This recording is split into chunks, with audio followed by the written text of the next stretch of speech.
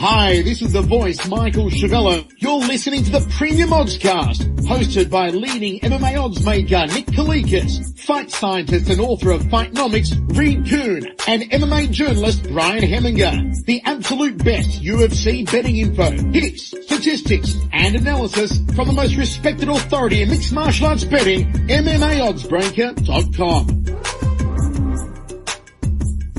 Welcome to the Premium Oddscast presented by 5 Dime Sportsbook. I'm Brian Hemminger, joined today by leading mixed martial arts odds maker Nick Kalikas to break down this Saturday's Bellator 180 event, which takes place in New York, New York.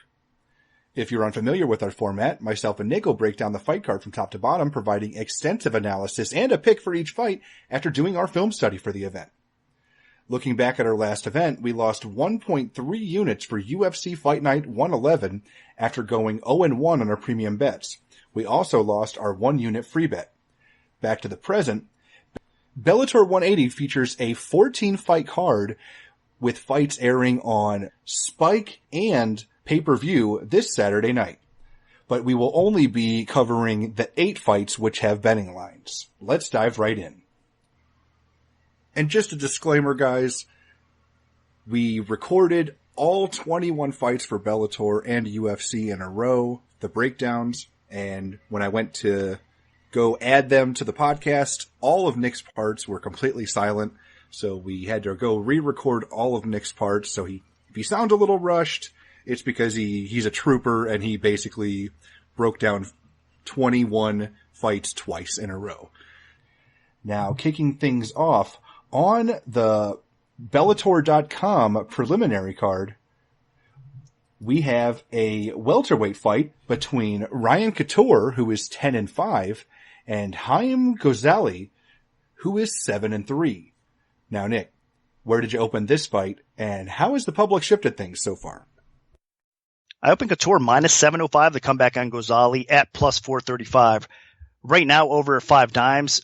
Our sponsor, Sportsbook, 5dimes.eu. The current price is actually minus 500 for Ryan Couture, and the comeback on Ghazali is at plus 400. So line margins have tightened up a little bit, but there has been a little bit more action coming in on the underdog. I don't think it's going to be that drastic or a huge decision for the sportsbooks. And the way these guys match up, really what you need to know in this fight is Ghazali's 43 years old. He's one of these veterans that have been around the sport for a long time, mainly a jiu-jitsu practitioner that has world-class jiu-jitsu experience, and he's definitely nobody to take lightly on the ground, but overall, I mean, again, he's 43 years old and he's facing a younger Couture, even though Couture at age 34, I think his best days are already past it, even though in MMA years he could be a little bit younger than that or whatnot with only 15 fights in his career. Still, Couture's taken a beating recently as well. He just recently got submitted. So he's not exactly in the peak of his career, but he still has enough left in the tank at this point. He is much better, I think, striking than Ghazali on the feet. He's much better, honestly, in the wrestling department. And I think Couture has a good shot of actually submitting Ghazali as well. So wherever this fight takes place, what it comes down to is Couture is the better fighter. That's why I opened him so high. And it would be quite an upset in my mind if Ghazali's able to catch that submission over Couture. That's the only area Couture really needs to be cautious about is the floor. Make sure you don't leave a leg in where you're not supposed to if you're doing the ground battle with this guy. Outside of that, it's really his fight to win or lose. So I'm fairly confident Couture will probably get the victory here. So my pick is Ryan Couture. Basically, this fight boils down to whether or not Ryan Couture is comfortable going to the ground and whether or not Ryan Couture makes mistakes if he does go to the ground. But overall, I mean, Couture's not a great striker, but he should have a pretty good advantage on the feet against Ghazali. Ghazali is really getting up there in years. So this is a very, very winnable fight for Couture. He's quicker. He should be a little bit more athletic. And he's got more MMA experience, although Ghazali is definitely more experienced in the grappling realm. So it just all boils down to if Couture feels comfortable standing and trading for 3 straight rounds, which would probably win him a decision, or if he feels like challenging himself and getting some takedowns and working from top position without getting swept or submitted. But overall, it's about what Ryan Couture is going to dictate, because I don't see Ghazali getting takedowns. I don't see him forcing the issue in any specific department unless it's on the ground and then he's able to get something going. but I think Couture has to get it to the ground first. I don't see Ghazali being the one getting it there. So overall, you got to side with Ryan Couture here. I know Ryan hasn't had the best run of luck in Bellator, but I think this is a very winnable fight for him. So I'm going to side with him. Now moving on to the Spike TV portion of the preliminary card, we have Naaman Gracie, who is 5-0, taking on Dave Marfone, who is 5-2.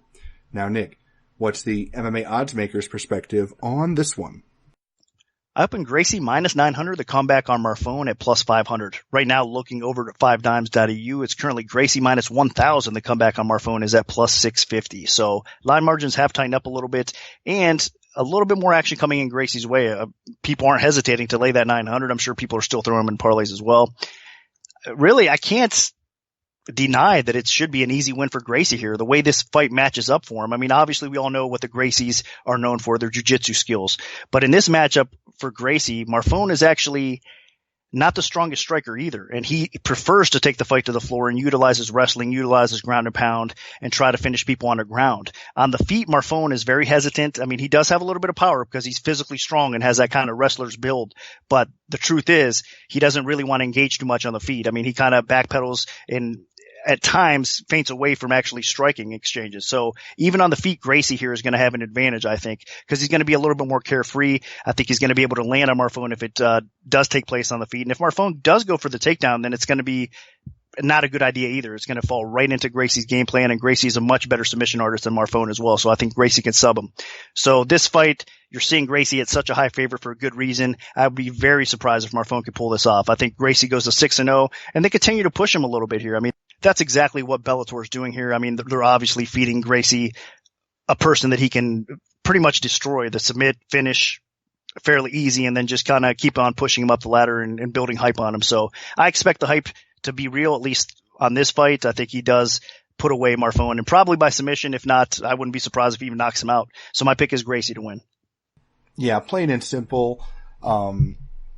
Gracie is so much better than Marfone.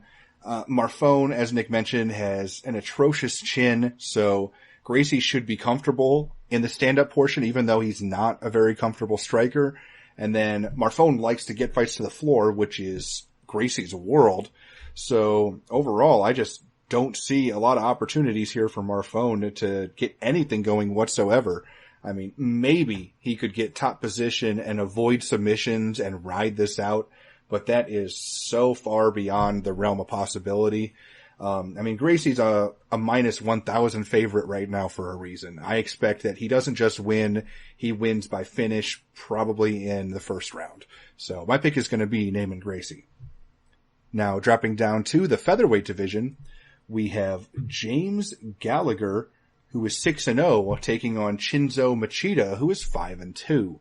Now, Nick, where did you open this fight, and how has the public shifted things so far?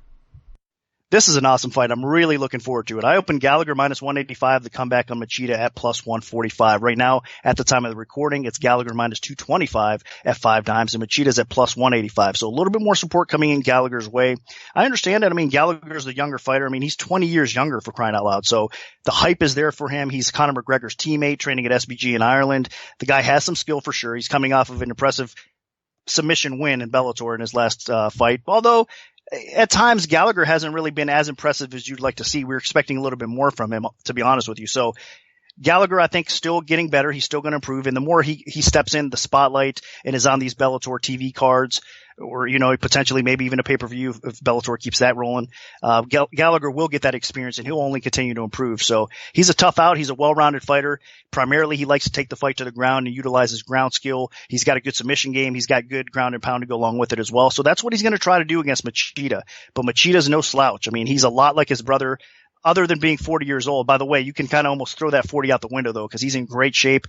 I mean, if you didn't know that he was 40, you would never think he was 40. Physically, he's outstanding. I mean, he still has good cardio. He still has a pretty solid chin from what I gather thus far. And the guy is ultra dangerous on the feet. His karate style, he's able to pick opponents apart. He's good in a clinch. He has dangerous knee attack. He can beat you with head kicks, of course, and he can beat you with his hands. Machida has decent takedown defense, but if any kryptonite in his game, it's just that. I mean, Gallagher might have some success getting Machida to the floor, try and control him and out grapple him there and kind of grind him out a little bit.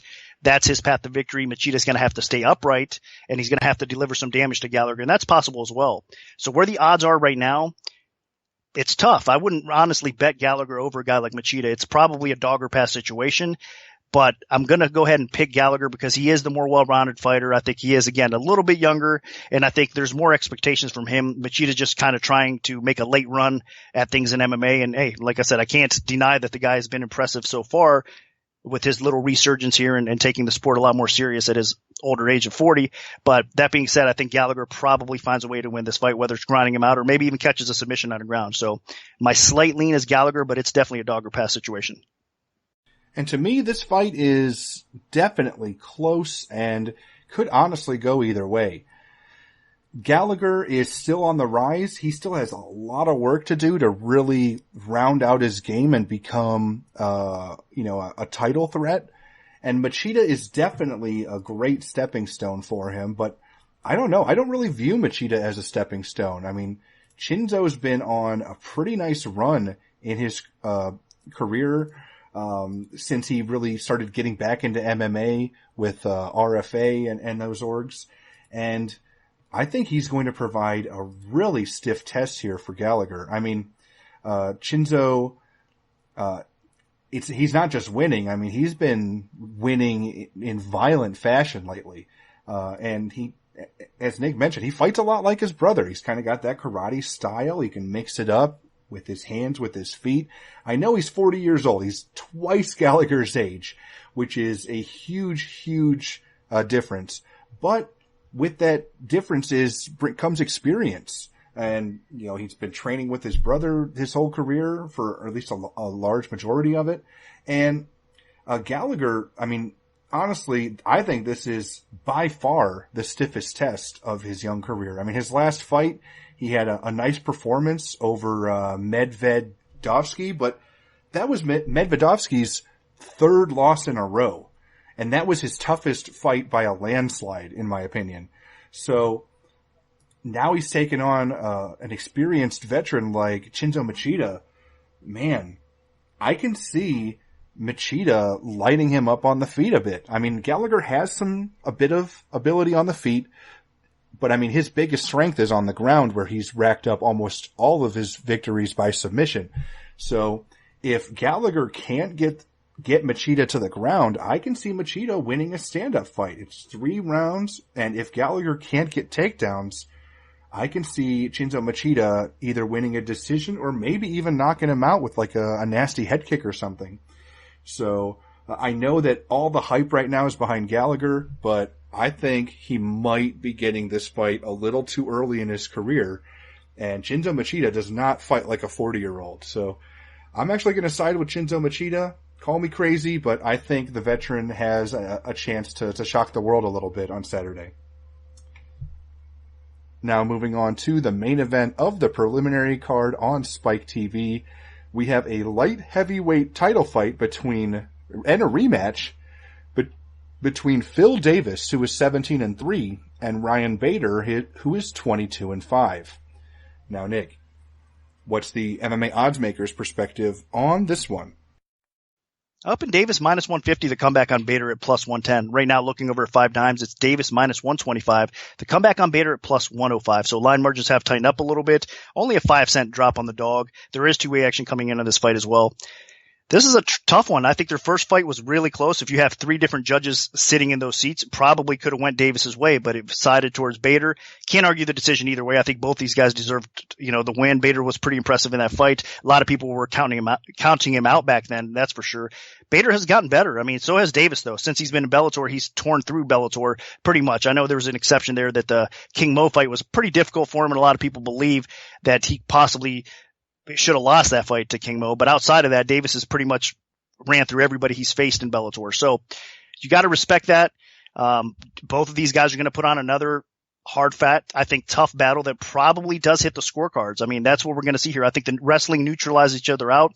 I think the stand-up is pretty close. I think Davis has more of a variety. He could throw in kicks from time to time. I think Bader's the better boxer. He can be the more effective striker with his punching power, but I think Davis is also a little bit more durable. So all these things come into play. To me, it is a very close competitive fight. I think what we're going to see here is Davis's durability hanging in there. He might be a little bit more active as the fight plays on throughout 5 rounds. And I think there's a possibility that Davis could catch that chin of Bader. If anything you could say negative about Bader is, I mean, Davis might not have the punching power to really put him out, but Bader's chin is a little bit suspect. So in a 5-round fight, maybe gets caught by a kick along the way or whatnot. I mean, I wouldn't be shocked if I seen something like that. But in reality, I think it's going to be a split decision type of fight with Davis basically edging Bader out here. Another awesome fight. I'm looking forward to this one. It should be a really good one. I'm glad they gave Bader a shot right away because all of us pretty much wanted to see this. I mean, these are definitely 2 of the best light heavyweights in the world, and they're going at it, even if it's in the Bellator cage. So much respect on this matchmaking. But I am going to side with Davis. Tough one to pick, but I have to go his way slightly. The first time these guys fought, it really came down to the fact that Ryan Bader was the better overall striker. The wrestling was pretty much a wash, and neither guy was able to really get anything going on the ground, and it came down to the stand-up, and Ryan Bader's jab was kind of the deciding factor. I know that Davis was a little bit more active with his kicking game, but Bader just kind of kept that jab in his face, and that's really what has helped Bader win a lot of those kind of ho-hum decisions when he was in the UFC, like against Rashad Evans. I mean, he just kept pumping the jab in Rashad's face, and that helped him win a close decision.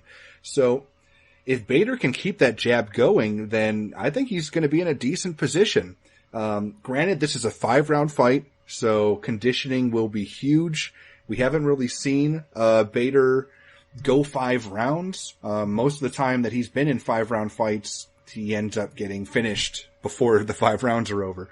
So that'll be really interesting to see how Bader performs in a stand-up fight for 5 rounds, if it does stay standing that long. And Phil Davis has shown some improvement in his stand-up. Now, it's not like he's a world beater on the feet or anything, but I did like what I saw in a couple of his fights during that one-night tournament where, he took out Francis Carmont on the feet, to win the Grand Prix. And then obviously against Emmanuel Newton, he got him to the floor and submitted him there. So he's looked really good in his Bellator run. So it'll be really interesting to see what happens this time around, because unlike the fight against Liam McGeary, which did go all 5 rounds, so we got to see a bit of Davis's conditioning there, I don't see him getting takedowns for 5 rounds and just getting top position. So he's going to have to outstrike Bader for 5 rounds, and I don't know if he can. Bader, as much as Bader's chin is a bit of an issue, his striking, it really isn't. Like it's come a long way. His head movement's better. His overall boxing is better. His jab is pretty good. He has a good reach, and he's been able to use it. So I don't see this turning into a brawl. And if it just kind of stays as a technical 5-round stand-up fight between 2 guys that are better on the ground than they are on the feet, then I can see Ryan Bader getting a close decision victory and becoming the Bellator light heavyweight champ. So I'm actually going to side with Ryan Bader here and I think he repeats history. Now, moving on to the main card on pay-per-view. First things first, for anyone wondering about the Aaron Pico fight at lightweight, Nick is not releasing odds for that fight. Pico is making his MMA debut as a very talented amateur wrestler, never even had an amateur fight, and he would have been a monster favorite anyway, but he just wants to see what he looks like in a fight first before we start releasing odds on Pico's fights in Bellator. So just for those wondering, you'll get to bet on Pico the next time around. So kicking things off in the Bellator welterweight division for the welterweight title, we have champion Douglas Lima, who is 28-6, taking on challenger Lorenz Larkin, who is 18-5. Now, Nick, where did you open this fight, and how has the public shifted things so far?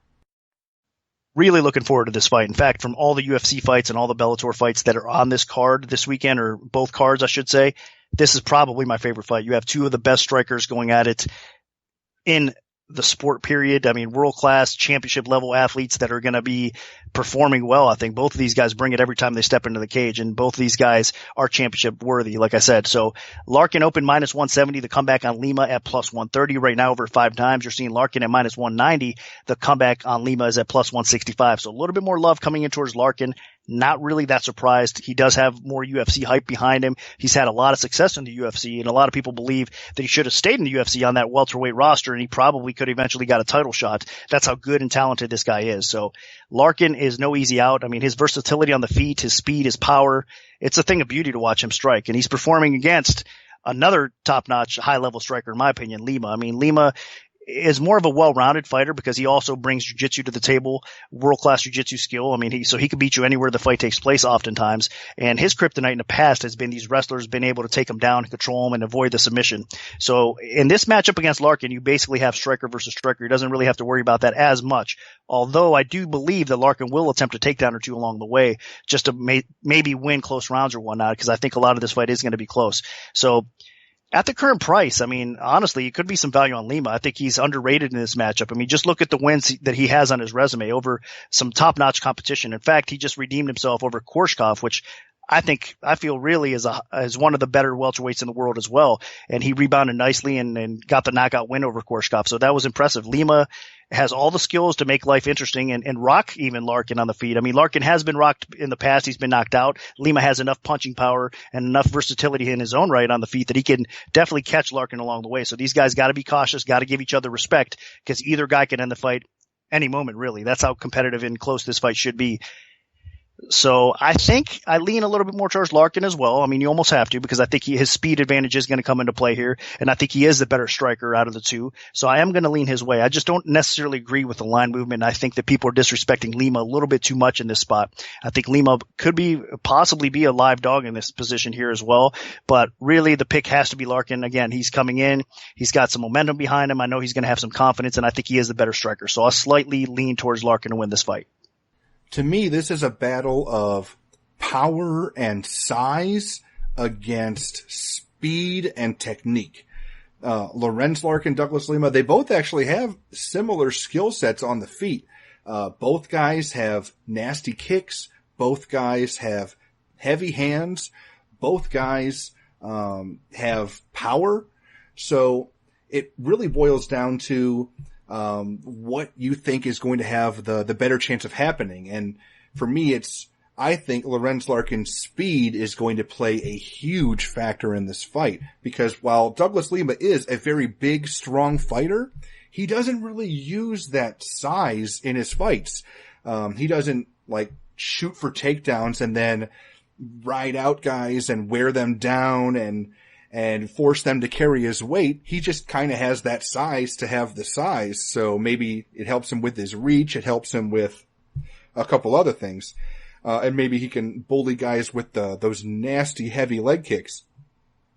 Now, the leg kicks are a thing I'm definitely concerned about in this fight, because when Lorenz Larkin fought Tumenov in the UFC, that was the deciding factor in their fight, was the fact that Tumenov just kept repeatedly landing some heavy leg kicks. And honestly, Lima throws nastier leg kicks. He's finished fights with leg kicks in Bellator. So if Larkin isn't defending those leg kicks, if he's not on his bicycle, then I can see him having some serious issues in this fight. But the other thing is, I think the speed is going to be a huge factor here. Douglas Lima is big and strong, but I think Larkin can work on the outside. I think he can dart in and out, land shots without getting hit back. And that will add up as this fight wears on, especially with it being a 5-round fight. I really favor Lorenz Larkin. It's just all comes down to whether or not either guy gets clipped, especially if Larkin gets clipped early, because honestly, I don't think either guy has a great chin, but I think Larkin's is a little bit worse. We've seen him get knocked out. Granted, most of the times he's been hurt and knocked out have been at higher weight classes, but that is something that we've seen happen to him multiple times in the past. And I mean, Lima's been hurt, but I don't think he's ever really been knocked out in a fight. So, if anybody goes down, it might be Larkin, especially early. So I think this fight's going to be great. Lima does have a great ground game, but I don't see how he's able to implement it unless he hurts Larkin first. So this is going to boil down to who is the better stand-up fighter and who lands those big shots. So I'm going to side with Lorenz Larkin. I think the speed will play out as a bigger advantage than Lima's size and power. So Lorenz Larkin is my pick. Now dropping down to the lightweight division for a lightweight title fight, we have Michael Chandler, the champion, who is 16-3, taking on Brent Primus, who is 7-0. Now, Nick, what's the MMA oddsmaker's perspective on this one?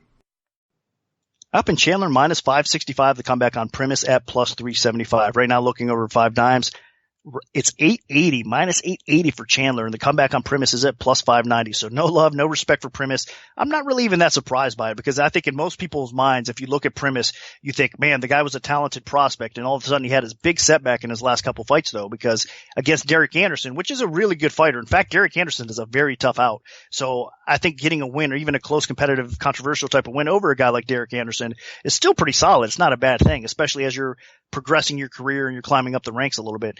But the last fight against Santos, even though Santos is also a very talented fighter, the last fight that he had with him in Bellator was also a split decision, and he was losing that fight, and a lot of people believed that he should have possibly lost on the scorecards. So not a thing you want to see from a guy coming in to a championship fight against one of the best lightweights in the world, Michael Chandler. I think that's why a lot of people are kind of thinking this is going to be an easy night for Chandler, but I don't think it's going to be as easy as people think, because Primus is a tough guy to get rid of. I mean, he's durable. He has a well-rounded skill set in his own right. I do favor Chandler on the feet. I think Chandler is a better boxer. He's got speed. He's got more punching power. He can definitely put most people's lights out at 155 pounds. So even with the durability that Primus brings to the table here, Chandler wouldn't be shocking if he catches him on the feet. And then as far as wrestling goes, Primus has a decent wrestling background as well, but Chandler out wrestles him here as well. So he has the edge in wrestling. He has the edge on the feet. And the submission game, I think it kind of goes back and forth, because Chandler is a very savvy submission guy right now as well to go along. It complements his wrestling very well. We see that time and time again from him. Primus does have a good jiu-jitsu game, so that's probably a bit of a wash there. You might even lean a little bit more towards Primus as far as pure jiu-jitsu skill goes. So it's an uphill battle for Primus. I realize that. I just think that the longer this fight progresses, the longer it goes, Primus might become a problem for Chandler. I mean, I think, again, the durability factor, we don't know if Primus can go 5 strong. We've seen him go 3 fairly strong, and I think he had enough left in the gas tank to go possibly another 2, but we'll see. With the pace that Chandler's going to push, I mean, that could really change the tone of things. So there's a lot of question marks surrounding Primus, but in my opinion, I mean, dating back to the Will Brooks fights, the Eddie Alvarez fights, there's something up with Chandler that's not the same. I mean, those guys are world class, obviously, at 155 pounds as well. There's no slouches. There's no shame in losing to those guys. But since that time, I mean, I think that Chandler, he hasn't performed up to par like we're used to. Now he's getting back on track a little bit, so it's not really fair to say that, because he's had some pretty impressive wins as of late, and he's finishing people. So he looks like he's getting back to form, and he's also has the ability to go 5 rounds. I mean, he's coming off of a pretty impressive win over Ben Henderson.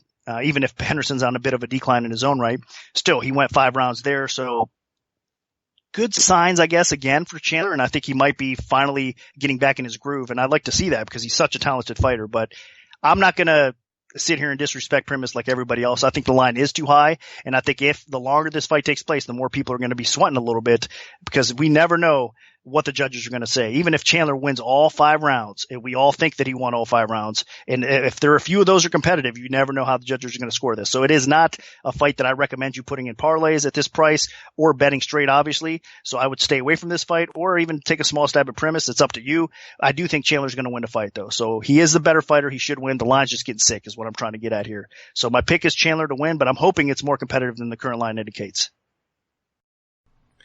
I'm not nearly as confident that this fight is going to be that close as Nick is.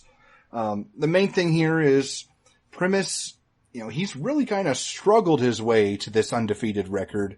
And while Chandler definitely had, his moments where things were not going well for him, like with the Will Brooks fights, the Eddie Alvarez rematch, he does seem like he's turned a corner. And one thing you have to say about him is, he has way, way, way more experience in 5-round fights. I don't think Primus has ever fought a 5-round fight, And Chandler's fought about 8 of them now, as from competing for the title to defending the title and then challenging for new titles. Pretty much almost all of his last few fights have been title fights, 5-round fights that he's had to train for and prepare for. So, even though conditioning hasn't been a huge strength for Chandler, just the fact that he's been there and done that in these 5-round fights should be huge for him. Chandler should have a major advantage on the feet. He should have a power advantage on the feet. And on the ground, he should have the wrestling advantage. Maybe Primus is a little bit better with conditioning, maybe. But again, he's never fought 5-round fight before, so how much is that really going to help? And then maybe Primus is a little bit better with some submissions, but Chandler has some decent submissions as well. I mean, the guy submitted Eddie Alvarez. The guy submitted Marcin Held. I think his submission game's a little bit underrated.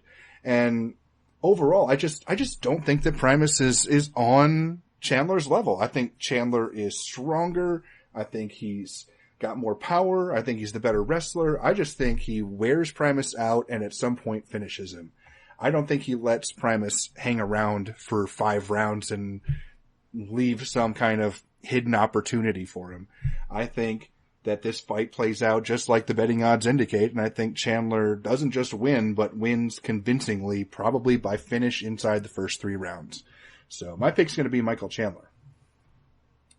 Now, moving on to the co-main event of the evening, we have a heavyweight contest between Fedor Emelianenko, who is 36-4, and Matt Mitrione, who is 11-5. Now, Nick, where did you open this fight, and how has the public shifted things so far? I opened Mitrione minus 140, the comeback on Fedor at even money. Right now, looking over 5 dimes, it's Mitrione minus 115, and Fedor is at minus 105. So line margins have tightened up a little bit. There is 2-way action coming in on this fight as well. I think a lot of split opinions. Early on, it was Mitrione action coming in. Now we're seeing some Fedor Emelianenko action coming back in as well. Not surprising. I expect this fight to continue to get 2-way action as well. Fedor is one of the best all times. A lot of people consider him the greatest fighter in our sports history. And it's hard to argue that. I mean, how dominant he once was in the heavyweight division for not even being a huge heavyweight. I mean, it was just the skill. It was just the mental aspect of the game. It was his ability, his technique, everything about Fedor. He was amazing. In fact, people thought he was once unstoppable in the sport. So that's how fun it was to watch his fights. He used to just go through people. I mean, and the way he went about finishing, I mean, sometimes he'd have to survive some tough moments, but then he'd come out ahead. So he's a legend. He's a warrior. He's one of the best ever for a reason. But it's 2017. We've seen his chin really suffer as of late as Father Time catches up with all of us. He's 40 years old now. And I think that, I mean, his body, everything is obviously a 40-year-old man, so his chin is getting worse. Maldonado in his last fight was able to rock Fedor and almost knocked him out. In fact, that fight could have been stopped several times in that first round, but obviously the ref let it go on, and he ended up surviving and made it close. And he ended up winning a majority decision, I believe, over Maldonado. So that being said, Mitrione's a different beast. Mitrione is an athletic heavyweight. He's got a ton of punching power, and that's what he does. He knocks people out. So my concern here for Fedor is he's facing a very athletic heavyweight that can put his lights out. I mean, he's going to have a lot more power than Maldonado when he connects, and we've seen Fedor again suffer against some knockout losses recently, even before that Maldonado fight that he didn't end up losing. I mean, he got knocked out by Henderson. It's been a few years, of course. Antonio Silva, before that Henderson fight, was able to smash him on the ground as well. So Fedor's eating some big punches, taking some punishment, and he's getting older. I don't know if he's going to be able to survive against a guy like Mitrione. So I'm favoring Mitrione in this fight for a reason. I think that Fedor, sure, could he come out there and just smash him with a big right hand and put him out? I think Fedor has that in him for sure. But I think it's more likely that Mitrione ends up knocking Fedor out, unfortunately. And I don't like to see these legends really go down like they're doing. I mean, I prefer Fedor to kind of stay retired. I understand there's a lot more money to make these days, and his name's still relevant enough. It's a business decision. I get it for all aspects of the game, but at the same time, losing to Mitrione is not really a good thing on your resume either. I mean, if you're past your prime. So we'll see how this plays out. I think Mitrione probably KOs the legend Fedor. The main thing here is Fedor, I just don't think he's the same fighter that he used to be. I mean, yeah, he had a couple wins near the end of his pre-retirement where they fed him some aging veterans and he was able to get some wins over like Pedro Rizzo and Jeff Monson. But I think Matt Mitrione's a horse of a different color. I mean, this is a guy that was competitive in the UFC and had some quality wins in his career. I mean, the guy knocked out Derek Lewis. So, I mean, he's got some heavy hands. He's a pretty good striker. He's big. He's strong. He comes in a little bit under the heavyweight limit. He's a former NFL player. He's a good athlete. And Fedor, I mean, I still can't get the picture out of my head of that devastating run that he had in Strikeforce, where he just kept losing and losing and losing. And then eventually even Dan Henderson was able to knock him out. And now Dan Henderson's retired. I mean, honestly, I was hoping that Fedor would stay retired the last time he did. And that fight against Maldonado was a farce. I mean, seriously, Fedor was on roller skates for the whole first round. And Maldonado, man, he is way smaller than Mitrione. He has less punching power than Mitrione. He is just a lot less, not as strong as Mitrione. I mean, there's just so many things not going for Fedor here. I mean, to me, I think it would be a huge surprise if Fedor wins this fight. I mean, Mitrione can be knocked out. You saw it. Roy Nelson landed a beautiful uppercut against him and took him out, but that was a short notice fight. I think in a regular fight, full notice and everything, I expect Mitrione to connect with something on Fedor. Fedor's chin is not even close to what it used to be. The guy just can't take a punch anymore. I mean, he's a legend. He had an amazing run in the heavyweight division where he didn't lose for a decade, but his time is up. The game, I think, has passed him by a little bit, and I don't think his chin can withstand one good punch from Matt Mitrione. So if Mitrione lands one good shot, I think Fedor's in huge, huge, huge trouble. So my pick's going to be Matt Mitrione as well. Now, moving on to the main event of the evening, we have Chael Sonnen in a light heavyweight fight. He is 28-15-1, taking on Wanderlei Silva, who is 35-12-1. Now, Nick, what's the MMA oddsmaker's perspective on this one? Open Sonnen minus 150, the comeback on Silva at plus 110. Right now, looking over at 5 dimes, is Sonnen minus 145, the comeback on Silva at plus 125. So line staying pretty close to the opener. Line margins have tightened up a little bit here, and there is two-way action on this fight as well. Man, what a hard line to set, honestly. I think a lot of people aren't sure what to do with this fight. I mean, you have two guys that are way past it again. We were just talking about Fedor that I don't think you should be fighting. I mean, in the UFC podcast, we talk about BJ Penn not really being able to fight. He shouldn't be fighting these days anymore either. These guys have all accomplished a lot in the sport, and to me, their best days are behind them. So this one is where, in my opinion, the Bellator is pulling the wool over our eyes and is promoting this thing. And I understand from a business perspective, they're still going to get hits. They're still going to get interest. Look at all the media going crazy about this pay-per-view card, about Bellator's pay-per-view card. Well, for me, I'm not that excited. I mean, I do have a ton of respect for these guys, Sonnen, Silva, Fedor, like I said, but it's 2017 and there's a lot of flaws in their games. I mean, they're getting older. That can't be helped. I mean, they're still obviously special athletes for even being able to step back in the cage, but we're not going to see the best of either guy here. Sonnen, unfortunately for him, I mean, you don't know what to expect. He used to be a really dominant wrestler that was able to control and dictate the pace of the fight. He had that warrior spirit, that heart that he would just grind people out, and even in tough situations, he would still utilize his game plan and come away with the win. But these days, I mean, he's losing to Tito Ortiz by submission. I mean, he hasn't looked the same. We've seen some quit in him now. I mean, again, I'm not trying to disrespect him. I just think that that's kind of the mentality of it. Now, for this fight, I do think that he's taking it a little bit more serious. He has that rivalry with Wanderlei Silva, and I think he does want to win this fight. Not saying he didn't want to win the last, because of course all these guys want to step in the cage and win. But I'm saying when the adversity strikes, I mean, you're 40 years old. Are you going to take the easy way out and maybe tap to something you normally wouldn't have tapped in? I think it's very possible for people like this that are going to get paid and don't have much to look forward to. These guys are not going to make a title run, but they can make a little bit more money left, obviously. And all of us, I'm saying all this stuff, and it's going to probably do great with the pay-per-view buys and the records. Wanderlei Silva is another guy, though, that has a big name that he brings to the table, that actually has a pretty impressive win in his last fight over Brian Stann, but that's been I think that fight was in 2013. So it's been a while. He's had his issues with the commissions, obviously, that have been chasing him down because of steroids or whatnot. There's been a lot of personal stuff going on in Wanderlei Silva's life, and he hasn't been competing. I mean, we're not sure what we're going to see from him now. He's 40 years old and he hasn't fought for at least 4 years or so. So he's been out for so long. I don't trust what I see in him either. He's not going to be in tremendous shape. We're not going to see the best of these guys, like I mentioned earlier. So, of course, he always has that knockout power. I don't think he's going to lose all of that, but I think Sonnen probably is going to get him down and possibly finish him on the ground if this fight ends up taking place that way or working out that way. I think it does, more than likely. Sonnen can get the takedowns over Silva. I don't think it lasts too long. I think one of these guys does get finished on the ground, or maybe Silva keeps it on the feet and knocks Sonnen out. I don't expect it to go that long. And again, I'm not really excited about this fight. I mean, they're legends.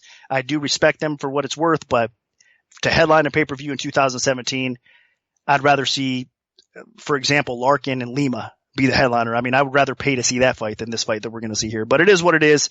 I mean, it's a media circus that people love and they want to see.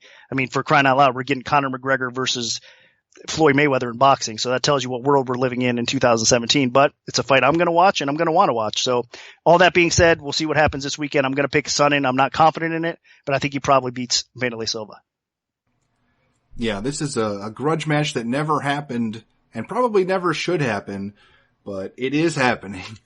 I mean, they definitely did have some bad blood dating back to the tough Brazil, but I mean, that time has gone way past at this point. Both guys got popped for steroid stuff. Chael popped for all kinds of things, and Wanderlei got punished really heavily for running away from drug tests that he probably would have failed, almost certainly would have failed. And, they gave him a lifetime ban, but they overturned it, I guess. So, looking at these guys, they don't look like they're in the greatest shape. I think, not taking steroids and fighting in America is going to make this a lot less fun than it would have been if they'd have done it in like Pride era Japan. But, it's happening. It's like they really haven't been promoting it that well either. Like I've been really disappointed with just about everything about it. So overall, man, I mean, how can you really trust either guy? I mean, Chael looked like complete garbage in his fight against Tito, and Tito was able to quickly submit him. Wanderlei hasn't fought in forever. So, I mean, I guess even though Chael looked like complete garbage is better than not looking like anything.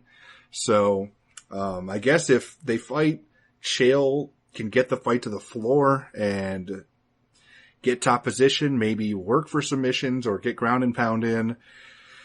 If Chael eats a lot of shots though, I mean, he, as Nick says about some fighters, I mean, you can have that quit in you, and Chael definitely, he gives up in fights where he starts to lose. And that's a very distinct possibility here. I mean, the guy just cannot handle the tide turning against him in fights. So, I'm going to side with Chael, but I have zero confidence whatsoever with these guys. Both are past their prime. Both should not be fighting. And this is not the fight on the card that I'm looking forward to. I want to see Lima against Larkin, but I wish that was the main event, but hopefully people that are tuning in to see this fight get excited and get to watch a great fight with Lima Larkin. But my pick's going to be Chael Sonnen, and that's about all I got to say about it. So that'll do it for our full event breakdown for Bellator 180. Our premium bets for the event will be released this Friday following the weigh-in, so stay tuned for that if you're an MMAOddsBreaker premium member. If we have a free play to give out, make sure to follow at MMAOB Premium on Twitter, because that's where we'll post them first. We can also notify you of our free bets via email alert if you prefer that method.